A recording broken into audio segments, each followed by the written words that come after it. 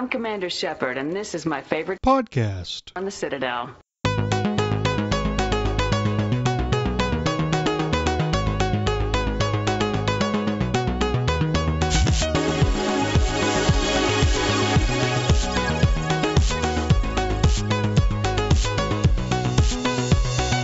Welcome to Season 2 of Andromenerds, somehow still the #1 Mass Effect podcast on the internet. In the Helios cluster. Oh, it's bigger than that, dude. It's bigger than that. My name is Minius of Minius GC, and with me are my co-hosts, Tucker from Mass Effect Follower. Hello. By the way, Tucker is getting a catchphrase. You get to pick what it is. He has no say in the matter. He has to say it once, and then I'm never going to introduce him again. He blew Fuck it. I'll do new saying things, whatever, in each intro if fans want that. Okay, so do you have a catchphrase for Tucker? Put it in the comments section. Yes. Also, the guy who's whispering is the one and only BioFan. Hey, everybody. How's it going? Welcome to Season 2. What's up? And then our third host doesn't have internet somehow. It's like the most freak accident ever. You mean fourth host? Did I say so because third? we're in season 2 now, are we going to have me a host? continuity errors from season 1? Yes. Sweet. Dude, the whole show is a continuity error. I mean, actually, the producers of our show thought my name shouldn't be Tucker. It switched to Tyler. I still love Tucker. That one's still. Do you guys Tucker. realize that we haven't recorded a podcast in like a month? We've been a little bit busy, you know. Even right? though there's been some stuff Pathfinding out. and stuff. Been doing a lot of pathfinding, so. Okay, so in case you're curious, Andromenerds is still going to go, and we're going to go until you don't want us to go anymore, I think. That's basically the idea. Andromenerds posts every week, Mondays at noon Pacific, 2 p.m. Central, 3 p.m. Eastern, 8 at night in the UK, and Tuesdays now at 5 in the morning on the east coast of Australia. Thank you, Daylight Savings Time. And Australia, did I say Australia? Did I say Australia? Doesn't matter. If you want to contribute to the show, though, with a question or topic suggestion, you should email us at andromenerds.com. And you should also know that this episode is going to have spoilers in it. You have an andromenerds.com? Did I say andromenerds as andromenerds.com? No, you said email us at andromenerds.com. It should be andromenerds@gmail.com. We need to get andromenerds.com. Someone probably already squatting on it. Andromenerds@gmail.com.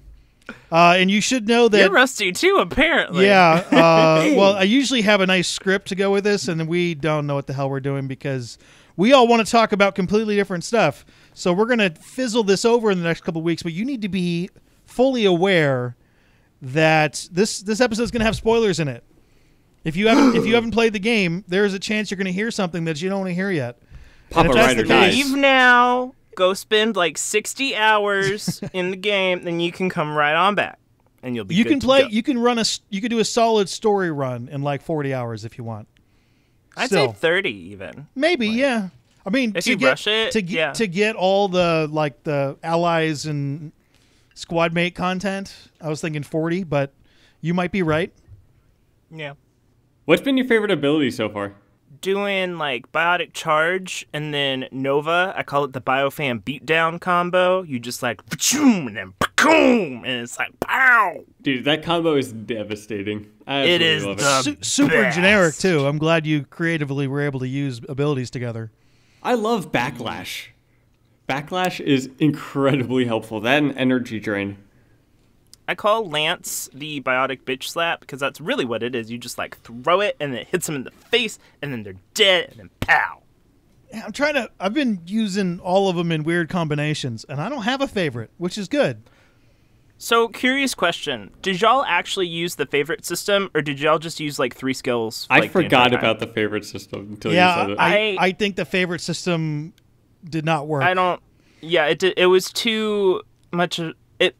In combat, it was kind of too much of a hassle to go into the menu, select a favorite, go out of the menu, go back into the menu, select a different favorite. It just didn't really work. I wish they would have given us, like, we press a button, we can see 3 more abilities we can use. Kind of like Inquisition had, like, where you pressed one of the buttons and then see the other abilities or something. Although, with everything on its own cooldown, those cooldowns would have been, I mean, you'd be using abilities exclusively, which is fine. Okay, then But like with Inquisition, half all the cooldowns and give you double the abilities. No, I would hate that. No, I would hate that. I love rapid fire abilities. What they really needed is, since they weren't really using the D-pad. I mean, you could make squad mates do things, kind of, but not really.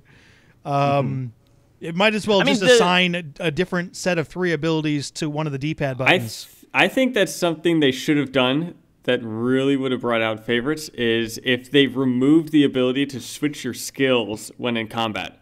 Because you could just switch your skills in combat. Why go to favorites when you could just specify, I want this one new skill added? Or if they did, the what? wheel where you change your weapons, in that wheel, have favorites be an option in that wheel that takes you to, the favorites wheel, that might have been a little bit better. That probably been a lot used. better.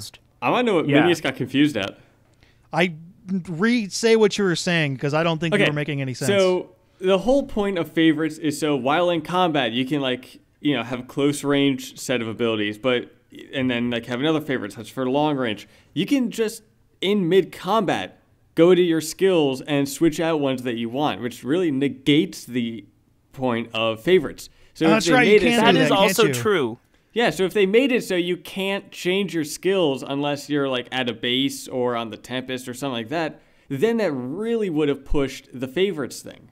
I just kept 3 abilities and used no others the entire time.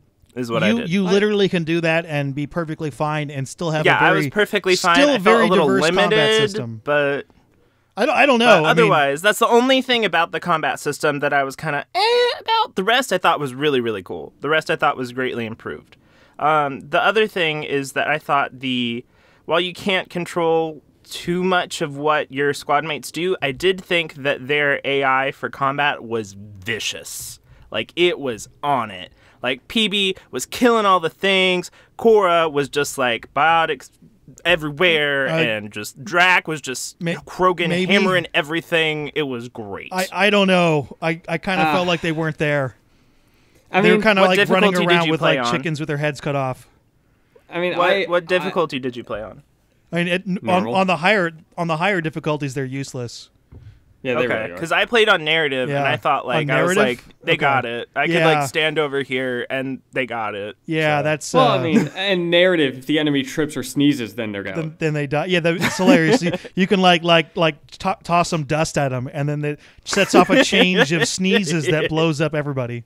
Fun. I just love to play it on easy difficulties and feel like I'm a biotic god. Okay. Their health is as powerful as the Quarian's immune system. Yeah, it's pretty badass. They're like naked Quarians running around. Yes. Naked Quarians DLC coming soon. But when I'm sitting there and I'm like, PB, I want you to use pull on this person. I have to hit it, and she throws singular. And well, nope, hit it again. And it's oh, now she's uses pull. It's I do wish that they still had it where you could choose what specific abilities you want your teammates to use. But yeah, it ended up not bothering me at all because I like playing kind of by myself anyway. So to have people running around, it didn't bother me at all. I just did my thing, and the combat system's really fun. I really noticed that issue because there's an achievement tied to doing 25 combo explosions that your teammates prime. So I just brought PB along, and it took a while for her to pull the enemy without them dying instead of hitting them with singularity. You can singularity them or... Well, no, your squad mate has to prime them. That seems very easy. Although I haven't tried it, and you have, so... Yeah. I mean, they need more health. On that topic, I have 5 achievements left in Andromeda, and I've got all of them. So... Speaking of the squad mates, because this made me think about this, did it bother you guys at all that you couldn't vary up their outfits or appearance whatsoever? No. I can see why. They should have done something, I think, but it didn't bother me that much. It bothered me because I really liked doing that, but I know part of why they did it is because they really like cosplayers. And they really like the cosplay community, so having that iconic appearance makes it easy for people to cosplay. But at the same time, if you give us, Mass Effect 3 level options is still great, and people cosplayed the hell out of Mass Effect 3 characters. Is that actually why? So, it's part of why. Okay. I wouldn't say it's 100% the reason. I gotta say it's at least, that's a terrible 40% reason, of the reason. Then. That's a terrible reason. I like get that how, cosplay is a thing, but percentage of people who cosplay and play the game and like switching, like that's. I hope that's why not why they give them iconic appearances. But- it may or may not contribute to why you can't change that iconic appearance. All right, so you're I speculating. know with Dragon Age Inquisition, they had where like if you get the way they set it up was specifically kind of for cosplayers, and how like if you have a certain kind of armor and another certain kind of armor, and say you put it on, I don't know, Sarah. She has one outfit type and then another outfit type, and then you can kind of customize like the cloths and things. But in other cutscenes and stuff, she has like this one appearance that's more iconic for like cosplayers and to be more memorable as a character by appearance and stuff like that. So I think like that they did well in terms of you still had variance and control and things, but they still had an iconic appearance. But with Andromeda, it's like one and done. Yeah, you can't even change out their never weapons. changed the appearance of my squad mates in the trilogy at all. So I always did. I even varied it up for missions. I was like, I think Liara would wear this. Like, we're going to take down a Reaper. I'm going to put on, like, the big, bad armor versus, like, we're going to go to the Citadel and talk to some people. Like, okay, that's pretty. You know? Like... Oh, people play games for so many different reasons. Yeah. This is good stuff. This is good stuff. I always need to make sure my outfits are on point no matter who's wearing them. I think what bothered me more than the outfits thing is the fact that the characters, they kind of chose crappy guns. Like, those guns suck that they use. And well, do those guns even have stats? Because, like, you can't do anything with what guns they do, because you can. I know for a fact that you can use PB Sidewinder in multiplayer. Yeah, but as far as her, is it the same? Is it like the same exact like stats stats on that one? I don't imagine. I mean, I don't think it's like the I would base think first it's like one, but kind of like a bait. Like I would think it's different. I think PB's weapon's probably the best. I think PB has a very good weapon. I, I also think Drac with his Krogan hammer ability thing is the best. The hammer, but his shotgun's garbage. And Vetra's assault rifle is also garbage. But then if you give her that ability where she shoots like 1,000,000 bullets every second, then it's kind of not so rubbish. You can use other guns to do that, though. This is a really minor point. I mean, yeah, like this is just, I mean, it's still good because BioWare people do listen to our podcast. So it is good to have constructive criticism. I shouldn't use the word garbage then. Although, like it wasn't a big deal. But I mean, I really like the combat. If it was important to you, but it's a minor point, then it's still something that is beneficial for them to hear. Is what I say. Just communicate. How about this? What did you guys like the most about this game? The combat. Yeah, I was going to say the combat too. Absolutely, the combat is phenomenal.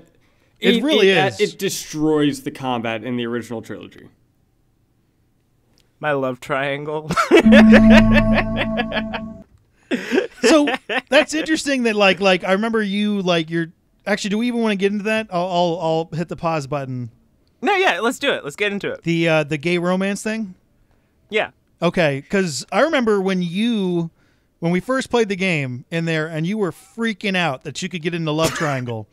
And like you're like, this has never been a thing. You've never been able to do this in a video game before. And I was trying to think like, I can't say I've explored that, but I believe that 100%. So that's a huge step forward, right? I should probably, for the people that have no idea what we're talking about. So the community obviously then is really into the gay romances in this, right? All the male-on-male romances. That's a big. Everybody's really happy with it, right?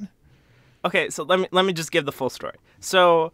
When I first played the game, I did not know any of the background info on who had what kind of content and whatnot. So when I first played it, I went in totally blind, not knowing what was up. And I had a really enjoyable experience romancing both Gil and Reyes and expecting at some point for there to be like a confrontation where they're like, oh, hell no, you can't date that other person. I'd have to choose. And I was like, I don't know who to choose. And I just went further down the rabbit hole. And I'm still like, I don't know who to choose. And I think it was technically a bug to where you weren't blocked off for either romance. But it was still, hey, it was fun. Even if it was a bug, it's the best bug that I have ever had. But so the thing about the romances in Mass Effect Andromeda in terms of both sexuality and relationship progression, there is a lot of inequality. So, like in terms of sex scenes, there are only 4 sex scenes out of all the romances. Really? And so that's Cora. Yeah, there's Cora, PB. By the way, I guess this is technically spoilers if you don't want to know this, leave. Well, but, I mean, so there's Cora, PB, Jal, and Gil. The thing about Gil's is you don't actually see any relations, and it fades to black. And then Jal's, you see some foreplay, and then it fades to black. But with PB, and especially Cora's, you see everything. Like, everything. Lots of actual banging. That's how this game got its M rating, is like those 2 scenes. There's a lot of animation work that went into it. You can definitely tell, compared to all the rest of the romances, where the work went into, and that was Cora and PB's. And if you look at the options, it's heterosexual male writer that gets the majority of romance options and the majority of sex scenes.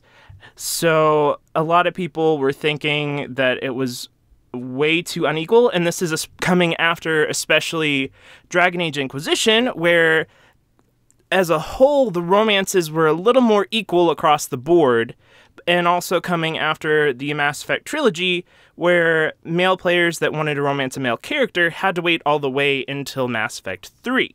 So it's kind of, there was a lot riding on that.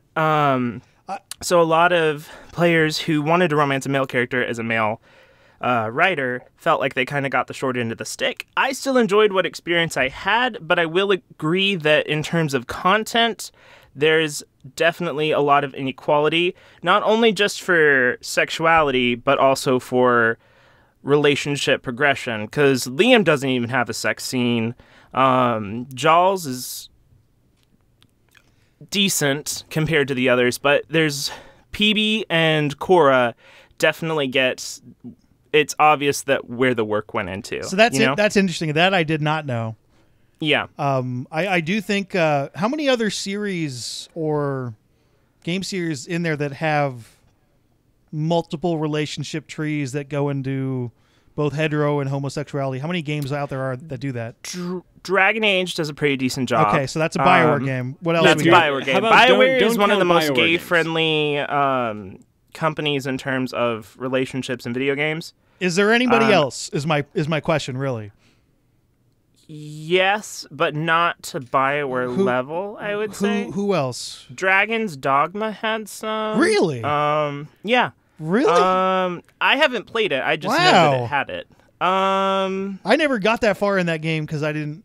Well, I'm trying to think. The fact that I have to kind of think might tell you something. But yeah, there are others. Here's the point. It's like I understand. Like these sound like legitimate complaints and stuff.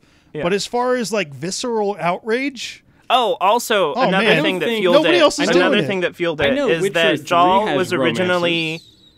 Jal was originally supposed to be bisexual, so available for both male writer and female writer. Scott Taylorson recorded lines for the romance, but for some reason it was cut. I'm thinking probably because they didn't have time to complete it in order to meet ship, is what I think happened. But that was a thing that also fueled the argument that there was a lot of inequality in the romances. It's true. It's like. Okay, I mean, I don't think I'm the right person to... I still enjoyed my experience. I'll agree that I felt like there needed to be more content, definitely, but I still enjoyed my experience. There is the one thing that bugs me the most about the way the fans are reacting to this game is the way that they're biting the hand that feeds them in a way. And if you keep on lashing out at people who put out games that are... There aren't other people who do games like this. There really aren't. There's like one or two. BioWare is kind of one of a kind. Although BioWare leadership will say that they're not one of a kind, but they are. They are. So they are. I mean, like they are definitely one of a kind. And if the reaction is always negative and always this visceral and there's no positive, they'll just stop doing it. EA will stop funding them and they'll stop coming out with games, and then you'll have nothing. If they stop making money, then EA will stop funding it. I think as long as they make money. EA has an image thing too. They will swallow games to keep their image whole. Yeah, I mean, look. I don't know if you guys know this, but the Command and Conquer series was held as one of the like a pinnacle RTS series that EA just stopped because the Red Alert 3 and stuff just got terrible reviews from people. So they will hold on to games if they're not being reviewed well or for PR reasons, and that's where they're at. So this is what I'll say is that feedback is very valued. BioWare really values feedback, but when you give feedback, give it constructively. Yeah, explain why you weren't satisfied with something, or explain why something bothered you, or explain what you think could have been done better, but communicate constructively so that way that feedback can be taken and actually used versus, oh my god, that was so stupid, she's so ugly. Yeah, no, it's like you send a message to them. They can't do anything if you do with a that. decent review or you critique it like an adult, they'll listen. If you go, hey there, my face is tired, they're not going to listen to that.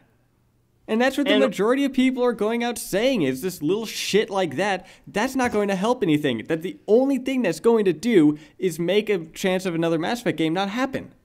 In terms of the reviews, I agree with a lot of what the reviews said, but I also think that all the reviews that I read were completely unbalanced. Yeah, the game is not perfect. The game has issues. But the way that people but the thing is they focused problems. too much on criticism. They focused way too much on criticism and maybe 10% praise. There was not a lot of praise going on in the reviews. What I think happened is they gave out review copies like not that long before the embargo for the reviews went up. So I'm wondering how many of them actually had the time to sit down and really enjoy the experience. I bet very close to 0%. There was not anywhere near enough time for review copies.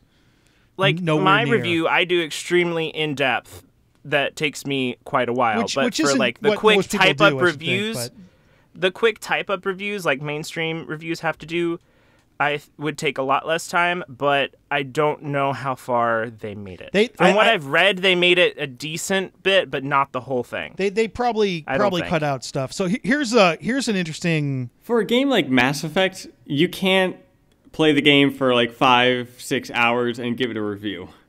Well, no, it's not that. I think that they tried to play as much as they possibly could, but they had a time constraint. So at some point, they probably did not do 80% of the game. So they had a week, pretty much just a week flat. It took me not leaving my apartment at all 4 days. And that's without working. That's doing nothing. Literally else, doing right? nothing but playing the game.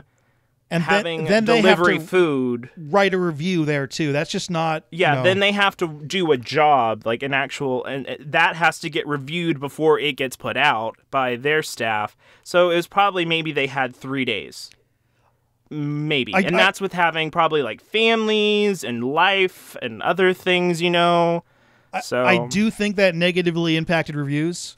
I also I think just the size of it was. Probably they needed to have given it out maybe a little sooner. I don't know what the standard is for review copies. It's all over the reviewers. place. It depends. It's all over the place. It depends on the development cycle. Sometimes they'll get it a month ahead of time. Sometimes they'll get it with no time at all. Okay, I think that significantly hurt them because for me, when I first played it, I probably had probably a lower number, but replaying it more, my opinions have gotten better. Here's if that makes sense. Yeah. Are you comfortable with giving a number rating on it and then defending it? Yeah. On the podcast? I'm going to be doing a formal review for that, but I don't mind giving out the number. So this isn't a full review because I know you guys probably want to do your own thing. I'll put a disclaimer and say that the number may change when I go into typing out my full analysis. My number may change. This is a number out of 10 on the classic video game review scale, which is a lot like the way grades work in the United States, which is stupid. So if you you can miss whatever. It doesn't take advantage of that. So you or where it's on the Metacritic rating, what would you give it out of 10? 7.5. That's really low. The reason I give it 7.5 is because for me there were a lot of issues with the story.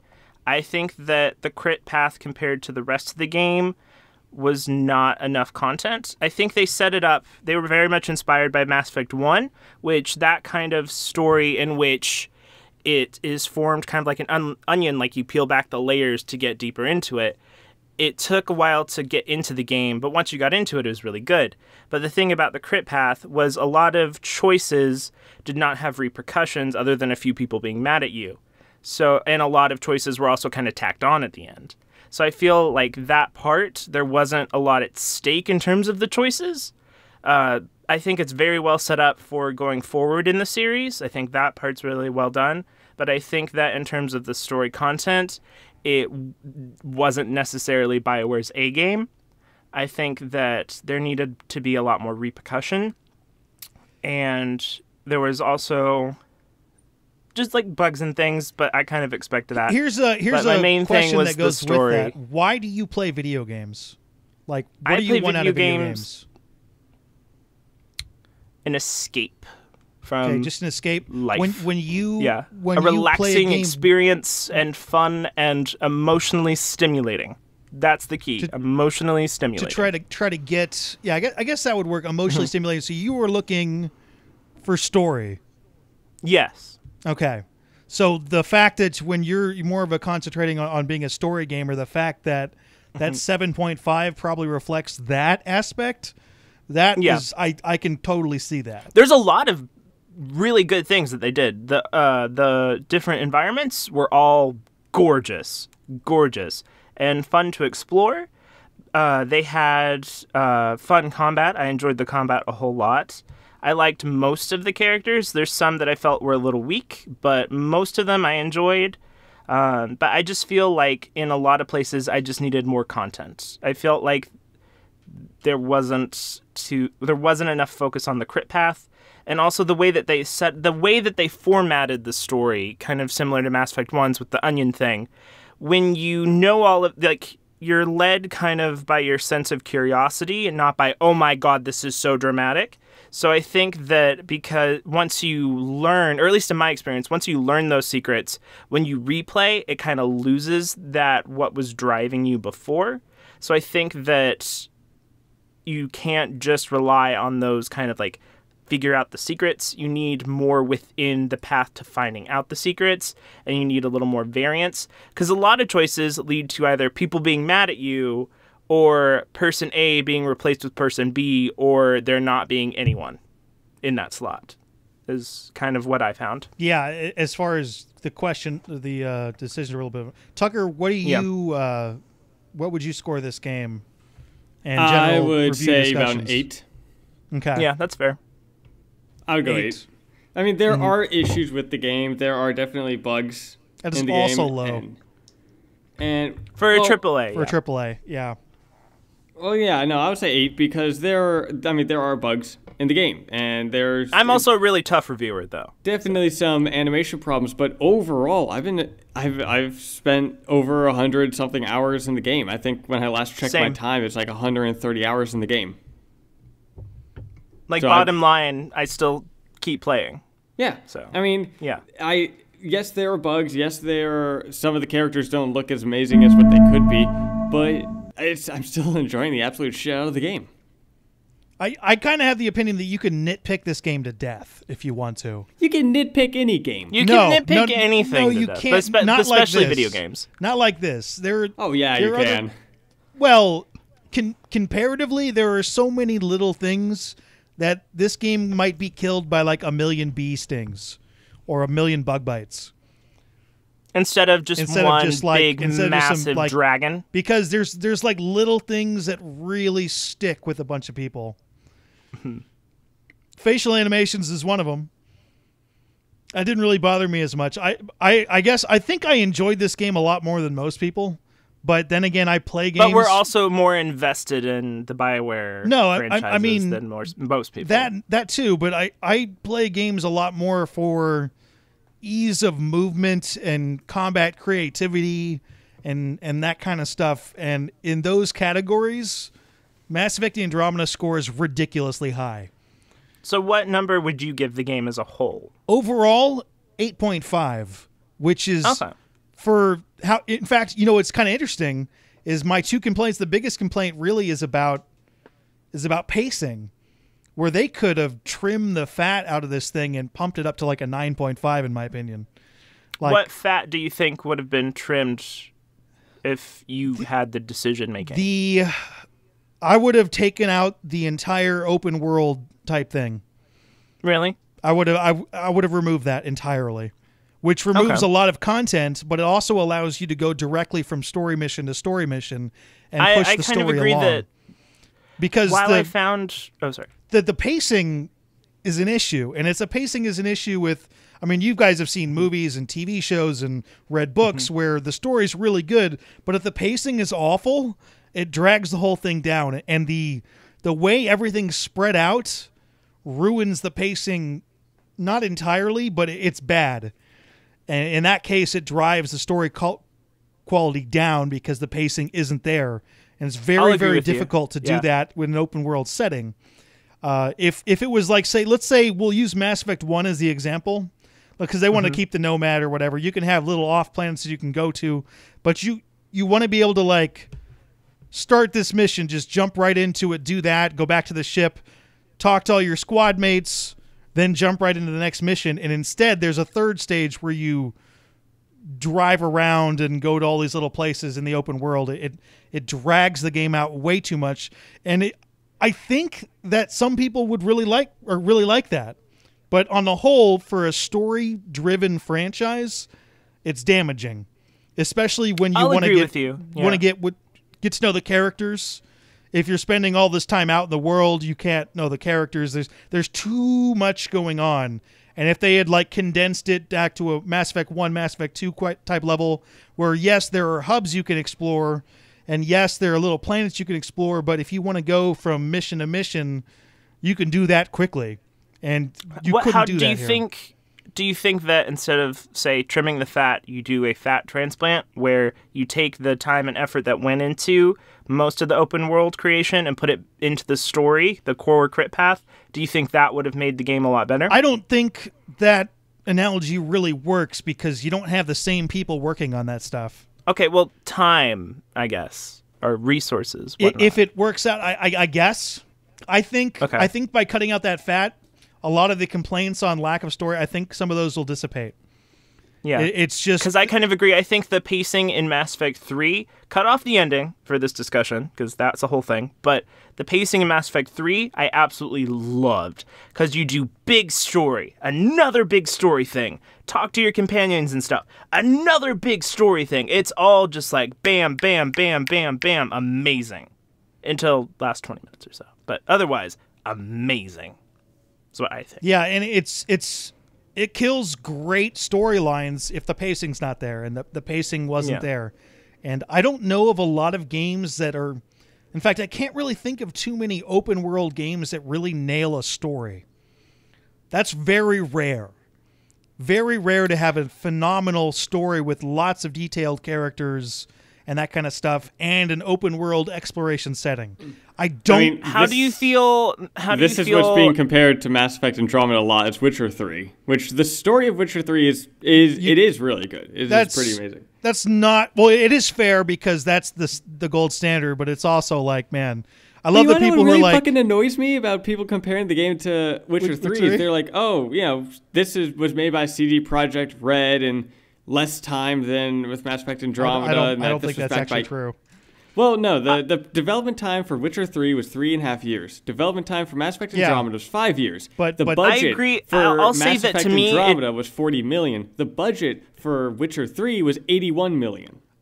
It has to do with the amount of people working on, like if you're using they both have years about as 200 a timer, people in total working on it. I wonder how many people were actually working on Andromeda for those 5 years, because BioWare does other stuff. From what I understand, it is that for at least a year, maybe 2, especially if you're kind of building a new franchise or a new saga of the franchise, that there's a lot of world building and core writing that goes on for a good chunk of time, and then the rest of the people are brought in to actually build the game. So at least a year is probably like core team, like a handful of people, and then it branches out to more people. But I'll agree that to me, Mass Effect Andromeda, even including that as a factor, since story is a big area of critique, which I will still say I enjoyed. That to me it did not feel like a game that had 5 years of development time. To me, it felt like a game that had maybe 3. Yeah, I don't think the years thing is a good analogy because I guarantee those people weren't working on it for 5 straight years. Oh, well, no, they're not, but for story though, even. But here's here's another thing to take into account. They had a budget for $40 million, and they made that for 5 Tucker, years. where did you get that money from? Or that number that's from? what it's been out. It's been publicly revealed. Yeah. Publicly revealed by who, though? I think it's been Is it bad if I Is say it Trolley PewDiePie? McFuckface who revealed that? What's the budget Hold on? Let me I have a really hard time believing the 40 million number. It sounds way too low to me. Yeah, especially for an open world game. Sounds Hold way on, too low. But also with 5 years of development, I think it was Forbes. Hold on, let me look. With 5 years of development, a lot in gaming changes in 5 years. A lot. So they could have had something going on for, the first 2 years. Something comes along and, oh shit, we have to scrap 90% of what we made and have to do some more stuff.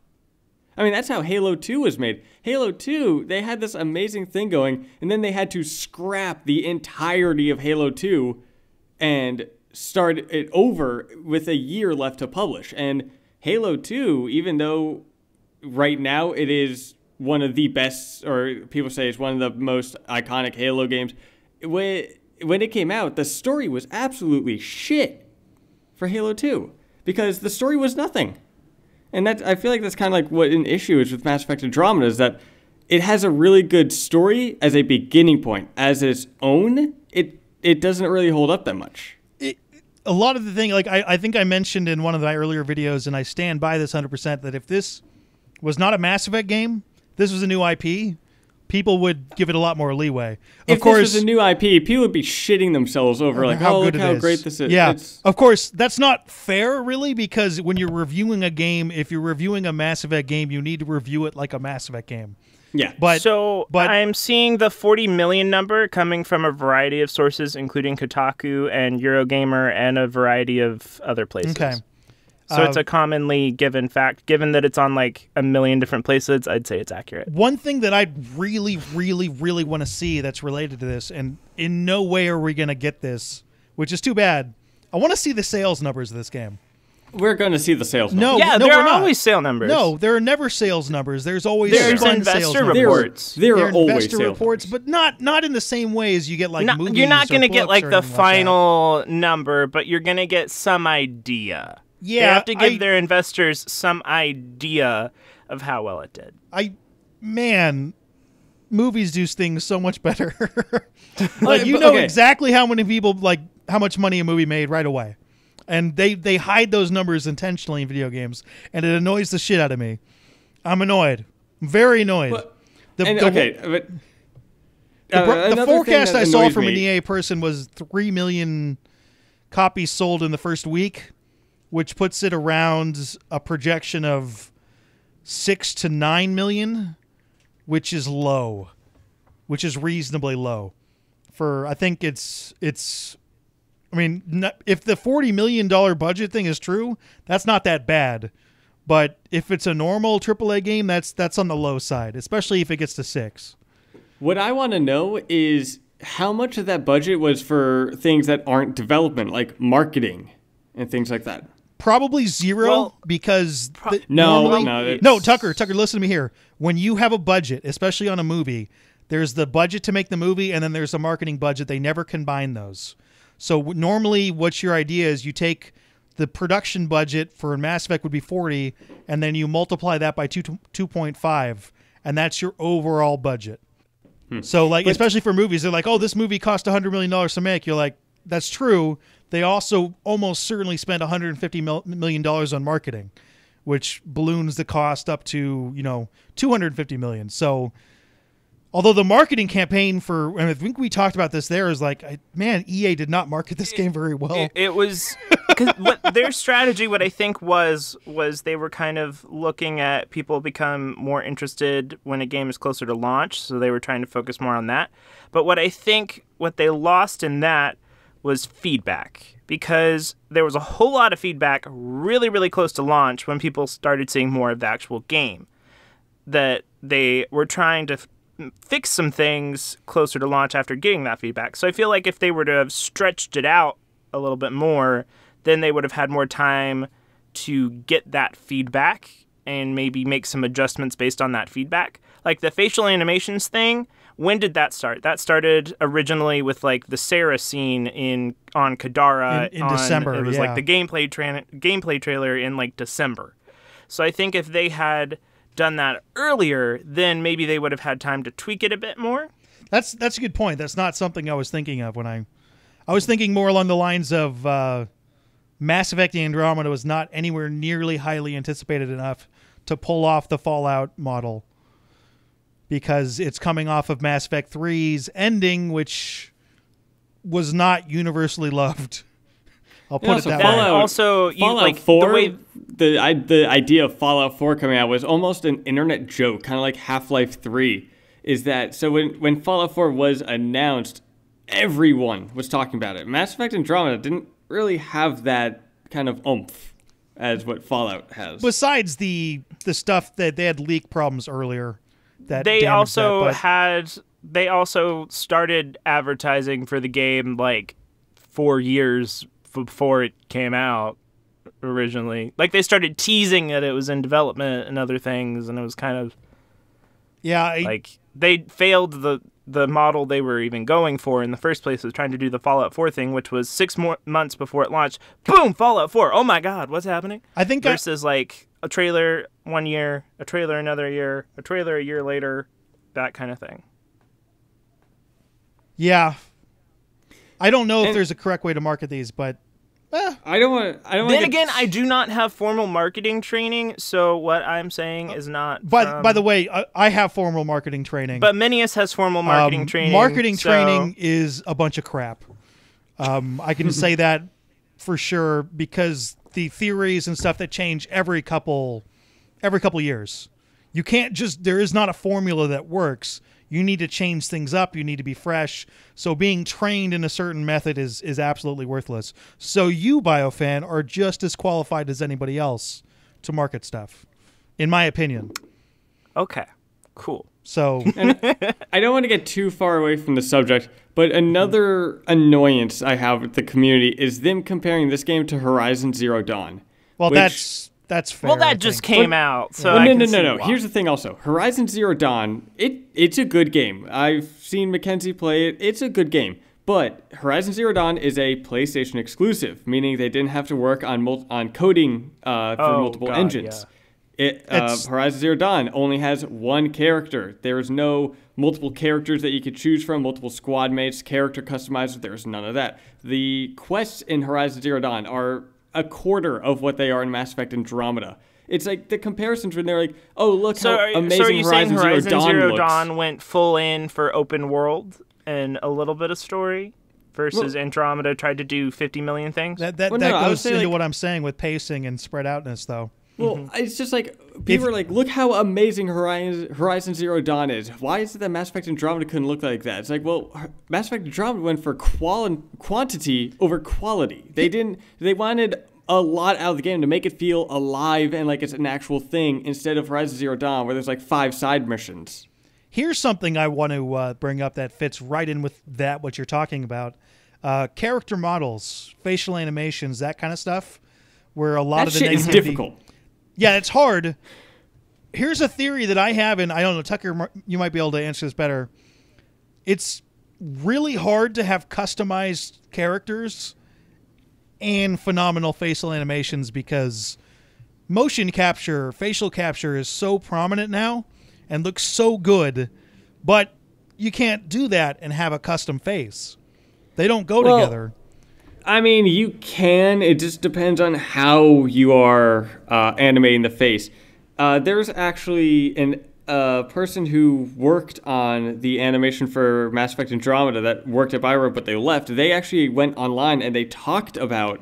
Oh, yeah, they went on Twitter, right? I read this, like, enormous Twitter chain. It was really good. They were trying to animate the people by hand instead of using an algorithm. that a lot Well, of... they had an algorithm, but they were focusing too much on doing everything by hand. Yeah, so that's what kind of led to the animations being how they are. Instead of having it run an algorithm where it randomizes, generated on response of, where the conversation's going or things like that, they were trying to do it all by hand.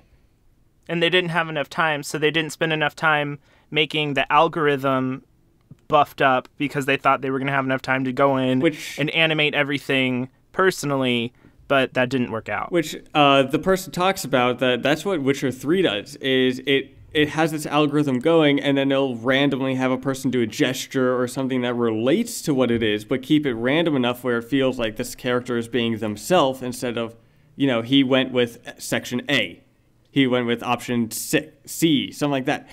And with the issue with Andromeda was they were trying to do it by hand instead of running the algorithm. Well, there's always a little bit of by hand. He kind of specified that they ran out of time and weren't able to fully do that, so they weren't able to buff up the algorithm. So it was all based on time. And they wanted to do a better job, but based on time, they didn't have it. So I still think motion capture blows that stuff out of the water. But it does. Man, could you imagine facial motion capturing all the dialogue in Mass Effect Andromeda? There's a million How lines. much? What would the budget have? What would the budget be then? Not just budget. How about the Well, time? I think what they do is they capture mouth sounds. So you take all the different mouth sounds you can make, and they kind of do that for lip talking. I get that, maybe? but I'm comparing. We're talking about Horizon Zero Dawn, and I'm thinking specifically about Naughty Dog games, which you two probably aren't as familiar with. But Naughty Dog does something which is going to be the industry standard because it looks so frickin' good. They have full-on actors. I mean, they do this. They do this for all the way movies back to Avatar, where they have a camera on the actor's face, where their face is dotted, and they're actually acting out the entire scene as they do it, and they motion capture that's what they all do of with that. Halo. Yeah, and it looks so good, and it But how blows long other is the stuff out of the water. game's story compared to Andromeda? Well, yeah, with Naughty Dog games and Honestly, with Halo and things like that, those Uncharted are very probably straightforward. compares favorably. The fourth one, Really? Yeah, you talking about the amount of actual story content? Yeah, the amount of actual cutscenes. Yeah, there's. I imagine there's less because there's no diversity in it, right? I mean, you're not romancing 15 different aliens. Yeah, I was going to say, with Uncharted, there is a big story, but with Andromeda, it's, okay, act out as if they did this choice. Now, as if they did this choice. While Uncharted is act out this scene. Instead of this choice, this choice, this choice, and then this branching one, this branching one, this branching one. But the issue there is, though, that exists as a video game, and it's out there, and it's going to be compared to Mass Effect Andromeda, and one of them looks better, and it's the Uncharted version. It's the Naughty Dog version by far, and so it's more difficult to have that diverse of a story. I had an interesting, the most interesting poll I've ever done. I asked people if they would rather have stellar facial animations with motion capture, facial capture, or a customizable character. It was split right down the middle, Really? 50-50. Wow. And this is I would pick the customizable character. Exactly, and then some people would go in the other way. So when you're comparing it to, especially The Witcher came up, but character models that are set are always going to have better facial animations than character models that are. Well, yeah. If you can't change the way that character looks, then you can set how they animate, and nothing you're going to do is change that. They kind of sort of set. They had sort of kind of set character models because they only have 8 face options. So, and you can't vary them up too much. No, so but it's enough that it makes a difference. I mean, it's 8 times more than just having one character, and per gender. So 16 times more. It's technically. Yeah, it's such a difficult thing to do as much as they try to do and still have the high quality that people apparently are demanding. So, well, they are working on patches, so we'll see. Speaking of patches and stuff coming out tomorrow, at least after this show releases tomorrow, which is the 4th, this show is going to release on the 3rd. BioWare is announcing something about the future. I love that. I love that because some companies don't do this, but BioWare is being extremely transparent. They're not hiding and sending out little messages. They said, no, we're coming out. We're gonna talk about things that are going on. We're gonna talk about our plans for. Which, by the way, is incredibly admirable. I have that is very admirable. You can, like they're actually addressing the game with like a livid passion, and but the fact that the developers are still going to come out and talk about it, you still have to admire that. The chin on these guys, like to use a boxing metaphor, is the sturdiest imaginable. There's so much crap being flung in the air. The fact that people are willing to stick their heads above the ground is amazing. But so here's the follow-up question to that, though, is what are they going to announce?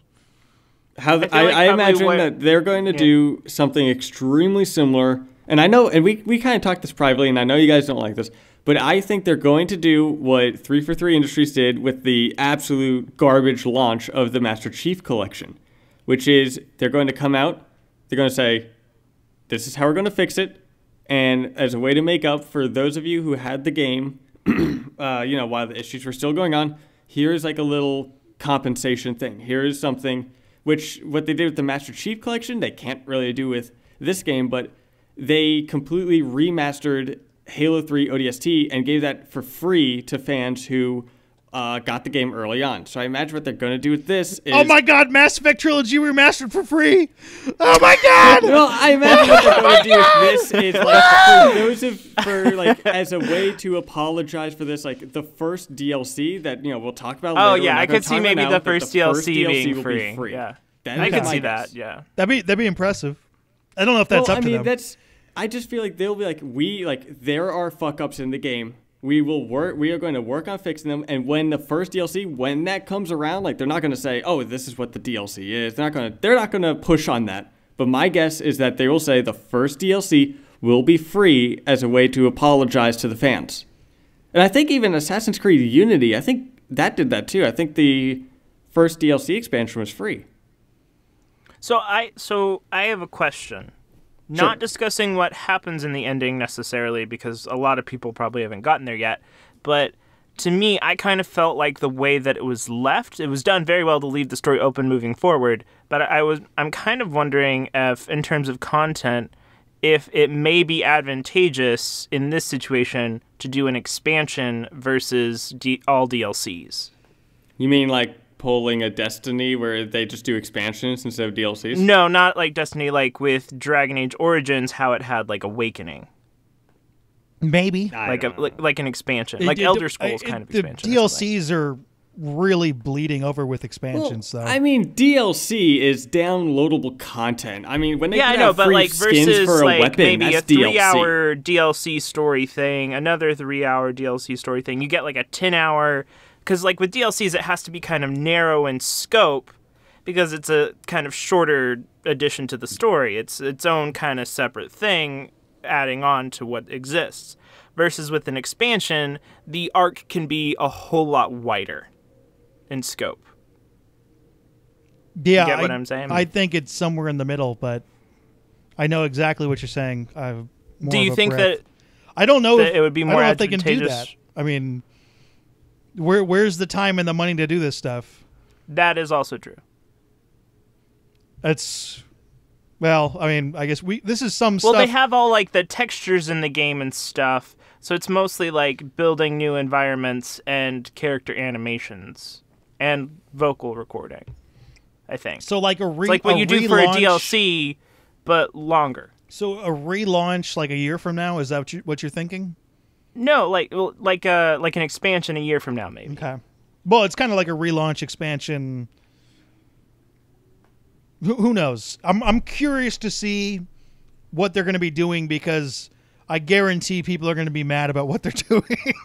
I'm also not wanting not wanting to expect anything because I just want to like go into whatever happens on April 4th with an open mind and see what they do. I don't want to be thinking anything like free DLC or anything. I want to kind of go in with no idea what they're going to do so I can kind of more openly take in what they give. I think they're going to just announce a bunch of patches. That's kind of the bare minimum is what I think. I think this. I mean, obviously giving away free stuff would be fun. They have said publicly that there will be like stuff in like May. Oh my God! Stuff in May. Mass Effect Trilogy remastered. I don't know what the stuff is, but it's like, I don't want to say content because that makes it seem like DLC. Commander but like there's Shepard. something. Okay, I was going to get into By more the way, spoilers. that choice in the character creator, did you guys ever encounter anything that actually referred to Shepard's gender? I think I've heard them say he because I picked male Shepard. Yeah, there's a Okay. he or a she. But spoilers, we're getting too far. So we've actually done a pretty good job of not getting deep into spoilers. So we're going to probably cut this off here and go to our, do we our wanna do third or fourth questions? favorite segment, the question segment. Well, that'd but- be awesome if we had Oh, questions. do we want to do a poll? We haven't done a poll we need in to a do while. a poll. Do we not have any questions? All the questions are before the launch and like, what do you think about this? What do you think about this? None of There's them no are like. questions. Someone, after one of you launch? tweet That's out, give us a surprising. question for Andromenerds right now. We're going to answer it. Okay, And I'll Adam Wigley think says of a he poll. has one. Why don't you love me anymore? Adam, get over yourself. Holy Adam, we shit. love you. I really hope his self-esteem is not tied to Andromenerds. I feel really bad don't about know. that. Who is your favorite Krogan squad mate? How about that? Oh, okay. Not in Andromeda. You mean period? Oh, like over the whole entire franchise. I was like, wow, BioFan, that's a lame poll. over the whole I know franchise. who Adam Wigley will vote for. Actually, I wonder what Adam Wigney will vote for. Adam, we're thinking of you, and what do you mean we don't love you anymore? Jeez. Come on, Adam, please. Do you want to go with that? The three Krogan Yeah, squad let's do mates? it because I feel like that. Or I could do Asari. We've also had a number of Asari. So do you want to do Krogan? I feel like Krogan is a good one to do. Wouldn't We want wouldn't to do Liara a multi crush? one Wouldn't of Liara Krogan, crush one of the? Asari? Liara would crush the Asari poll though. That is true. Do you want? Yeah. We can do them both, but I imagine Liara would just crush that thing. Is anyone's favorite Asari squad mate Samara? Really? I think I don't the think person out that of would win all of is them she Morinth. would win. Oh, that's right, Morinth. Forgot about Morinth. I mean, that's kind of like a half squad mate, Well, she's theoretically a squad mate. theoretically. Okay, do you want to go with the Krogan? Who's your favorite who- Krogan squad mate in the Mass Effect series? Do we want to put as a fourth option? This might be fun. Put Minius. No, because that'll skew the poll dramatically. Minius, That are was you a romance option? Yes, but really, it's very difficult to romance me for multiple. What is your reasons. loyalty mission? What is my loyalty mission? Is it rescuing Conrad Berner? No. Oh, there's 20 votes now. It's actually pretty evenly split. Drack's way up there. I did not expect that. Yeah, I did not I expect voted that for either. Drac. I think Drac is the only Krogan squad mate I've ever brought on anything. I think Drack Really? is Because actually, really- because compared to Rex and Grunt, he's my least favorite. Still love him, but compared to all three of them, he's not at the top of the totem pole. he might be incredibly badass. Like, it definitely lives up to the Krogan legacy, if that's what you're. I would say he lives up to that Krogan legacy, and he's cool. But compared to the two that we've had before, I think the other two are more lovable. In my personal opinion. Unless you're a Lexi Doctor. Unless you are Dr. Alexi, in which case there is a clear winner. Who wants to jump his artificial bones. There are new messages at your private terminal. I would like to know how you feel about meeting the Angara and how the game handled it. You know what? I feel like these discussions should come later. Oh, all right. Can 'cause you I was can about you to give an can answer. you can you pause? Do you have a good answer? Do you want to go with that? Well, I was just gonna say I I'm have an kind of answer. disappointed with meeting the Angara, just how quickly they could speak English and interact with you. I was really hoping for like a decent amount of time where you're trying, like as a cutscene kind of thing, but trying to figure out their language, and maybe the first time when you're walking through the Angaran city that you don't know what they're saying. I feel like the translator thing was not addressed nearly enough as it should be. Yeah, it was kind of like a they background instantly started detail. speaking English. They scanned Well, you they- once and spoke it. Yeah, and even that itself wasn't actually addressed. And then, but I did enjoy like the scenes it kind of. Like, I liked walking through the city, and I liked, like, the landing part and stuff. Like, I thought that was good, but I also felt they were a little too... It felt a little quick, kind of. Yeah. But at the same time, I feel like that translator thing should have been I feel like that could be a super expanded topic, so I want to like put a pin in that and come back to it. Oh, okay. Yeah, but one more thing I do want to talk about that is I feel a big reason why I feel let down is whenever people ask the developers on Twitter, they always said like, oh, just wait till you see how it is explained in game. It never felt like it was explained. It never really was. No. And, I mean, you would have to like really hunt in the lore to kind of find it. Maybe it's in the codex somewhere, but it's not actually for a casual vast majority player. They would have no idea. Mm-hmm. The one thing there is, I mean, unless you could do the language thing interesting, language barriers are incredibly difficult on relations, and the whole game is about alien relationships. Yeah, so I feel like they could have done so much with that language barrier thing. But I mean, I wouldn't want it to be a major plot point, but I do think at least if they explained the translation I think it should have been thing, a major plot point. I think this is another good discussion. So here's one question. Adam jumps right on this. He wants to know who's going to win in a fight, Vorn or Char. In the Who's fight, Char? Char is the Krogan who spouts poetry. On I vote Char. I think Char wins. Char's a full on like he's actually a badass. He just doesn't show it. He's got a sensitive side. Like, he has capability. He's just very much in love at the moment that you meet him. I'm sure that he has a kill count. He does. He dies fighting the Rachni. He has a kill count, yo. So Vorn like has plans. Although he's got a kill count now too, doesn't he? I guess he didn't kill the guy. Not he has like an assist on said an assist, possible a potential kill count. Assist. Yeah, a potential assist. A potential assist. Not a kill count. That's confirmed. Not a kill count. Potential assist. I do like him though. That sounds really like my do. scores in multiplayer. A potential. Are you still bad? Assist. No, actually, I am like top of the team whenever I play multiplayer, and I've been doing silver. Apparently, I was not so good because I was just poning everyone with my fists, and apparently that you don't earn badass points. Well, so. it's you want to deal damage. I gotta say, backlash is so fucking helpful in multiplayer because you can have a person like disarming the bomb, and you sit there with backlash and like block stuff for them. You can also use barricade for that too.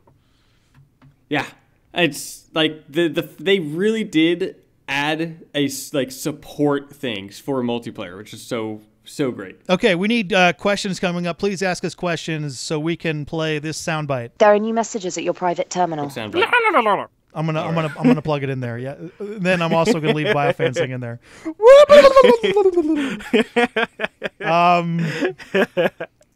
All right. Do we want to wrap this up then? Sure. All right. There is one more item that we need to cover. We have YouTube channels that have videos on them. What? Name one video or one video series that you want to point people to that you did on your channel. Sure. I did a things that we wish that we knew before starting Mass Effect Andromeda, and I feel like that's pretty helpful for even if you're still early into the game. It's still good stuff to know about it. I've been busy with a lot of school stuff and working on doing a you did a video about that? No, damn not it. Yet.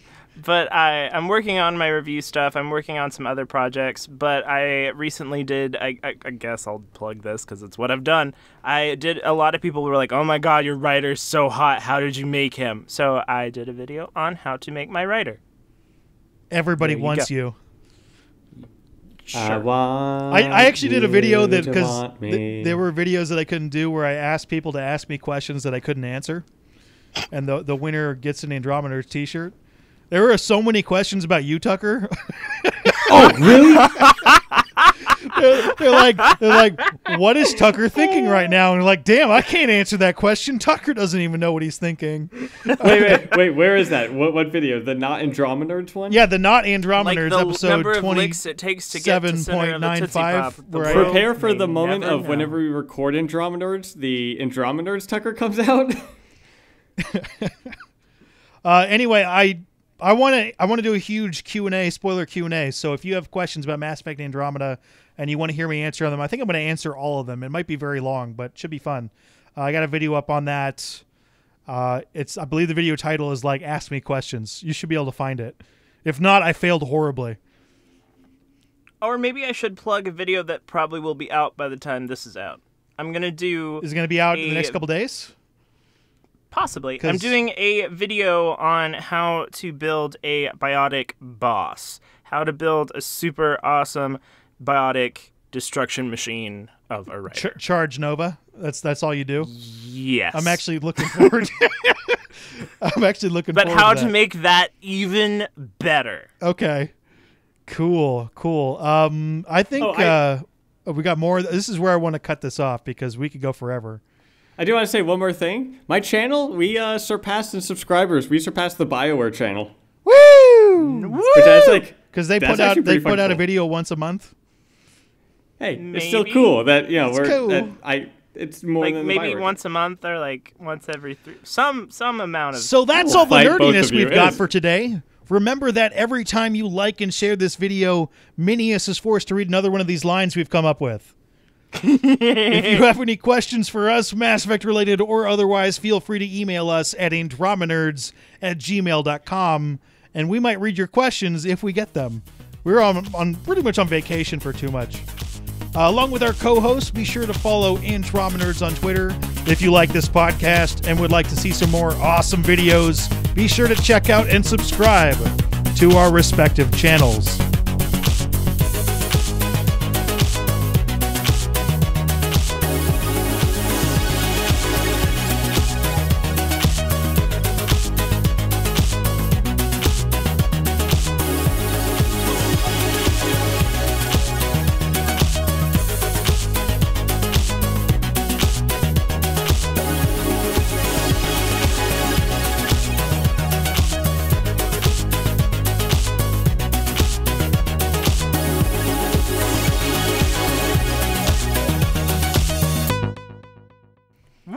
Oh my! Season 2, episode 1. Oh my God! Yeah. You guys let me go all the way through that. Holy crap! Oh wait, did you want me to interrupt it? Do it again. No, I'm not going to do it again. I'm gonna cherish that moment. Season 2 started flawlessly.